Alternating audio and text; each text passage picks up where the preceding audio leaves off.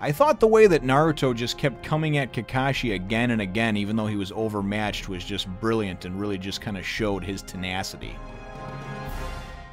Naruto number 5. Pride goeth before a fall.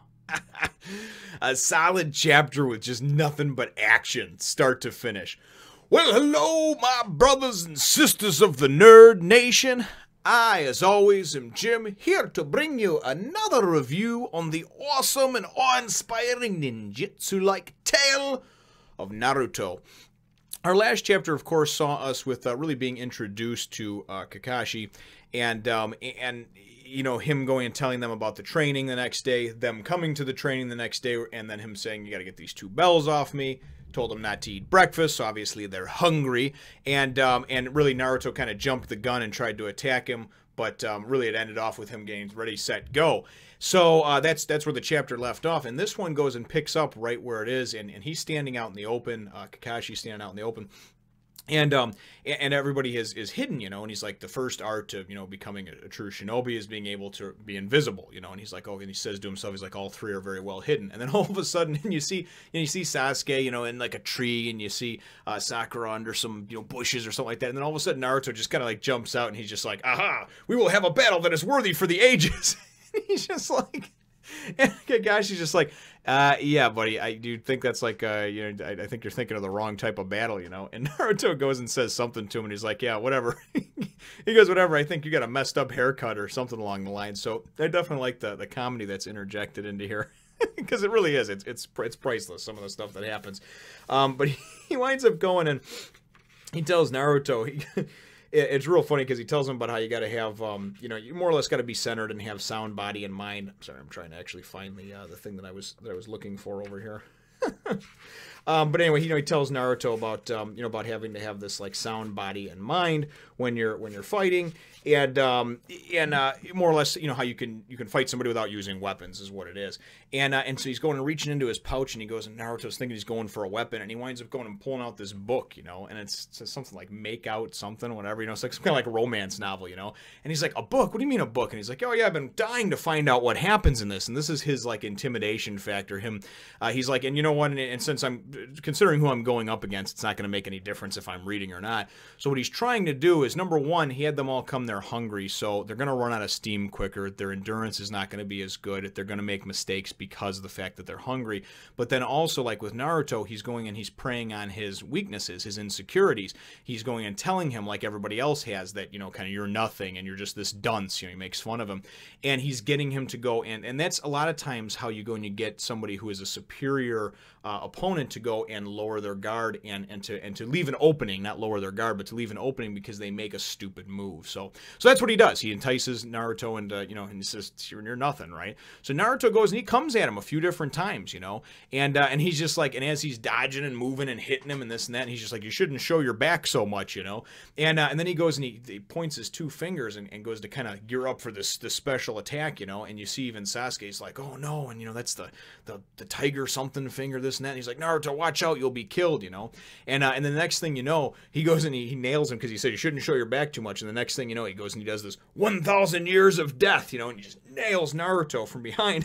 It's so funny because Sakura is sitting there, she's like, that's supposed to be ninjutsu? She's like, she goes, looks more like he just shoved something up Naruto's butt. Because I guess the way he hit him, you know, right in the back or in the ass, and Naruto goes flying. So Naruto goes flying, you know, and you got to admire the kid's determination, because then he goes and he throws some shuriken at him, you know, and you know, of course, Kakashi just like, you know, just catches them all in his fingers. But Naruto is still trying to come at him, you know, and even though he gets put down several different times, he still keeps trying to come at him, while Sakura and Sasuke are just kind of hiding in the bushes, you know. And certainly, I don't know if they have to attack at separate times or they could all attack at once. They're just waiting for their moment or what. But Naruto is the one that's really taking the blunt of this, you know, and he's attacking, he's coming at him. And like I said, you got to admire the kid's respect and determination, because he's getting made fun of the entire time by Kakashi, you know, and basically telling him, hey, listen, you're weak, you can't do this, you can't do that. So, you know, he explains to me, he says, oh yeah, and he goes, you know, you're telling me you're going to be the Hokage, and you're already running out of steam, you know, and Naruto's like, no, I'm fine, you know, but you can tell he's hungry, he even says it in his mind, you know, it's a little inner monologue, he's like, God, I'm starving, and And then you see Sakura, and she's like, I'm already on a diet, so last time I ate was last night anyway, or something like that. She's like, I'm starving. So the point is that he's been worn down already, but this is the type of endurance training, because you're going to be in these type of situations, okay? You know, you may be out in the middle of the wilderness, you may not eat for days, but you still may need to fight to save your life. And that's what I like, is that they're training him to encounter those type of things. Those are the type of things that you will encounter. You know what I mean? You'll come across times where you have to be 150%, but you got no gas in the tank, and you still have to bring that from within. So that's what I take from the chapter anyway. But then we wind up getting Naruto goes and you know, he's getting pissed off, so he winds up going, he's like, I will not give up, you know, I will be this. And he goes and he does his art of the doppelganger and creates a bunch of clones of himself, you know. And it's neat, because we go and you know, Kakashi goes and he says, oh yeah, you're just a one-trick pony and this and that, you know.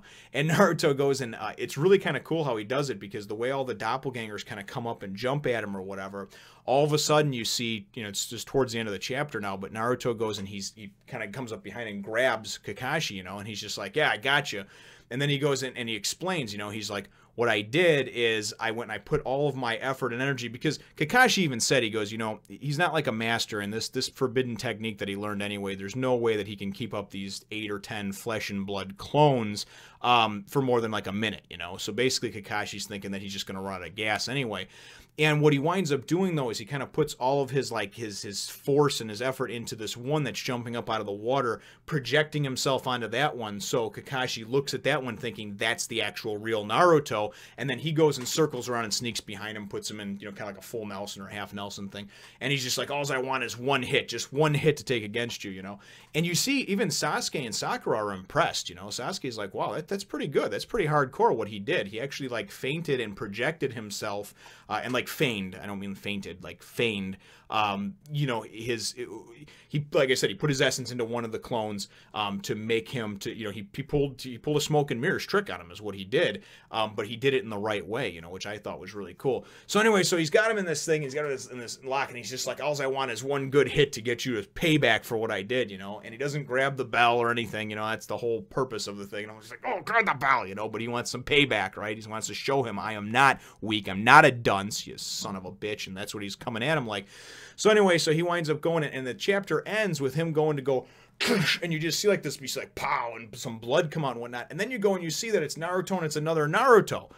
So I don't know what the hell the deal is. I don't know if Kakashi somehow switched himself with one of the Naruto clones. That's what I'm expecting happen, is that he was smart, he saw it coming, and he was able to go and somehow control one of the clones or turn himself into like a clone, like pull a clone of Naruto and put it where, or himself and put it where he was, and then go and maybe change into one of the Naruto clones and just kind of blend in with them, and he somehow did.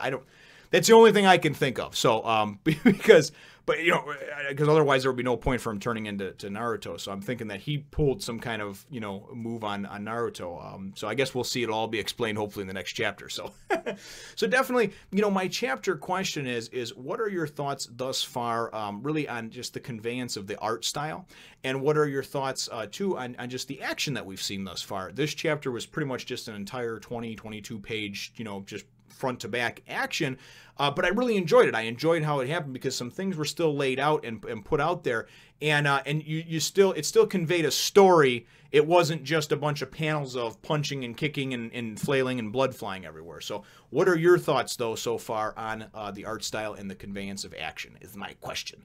Leave your answer to that question in the comments down below. Feel free to hit the thumbs up, the like button if you should think that I deserve it, and subscribe if you haven't done so already.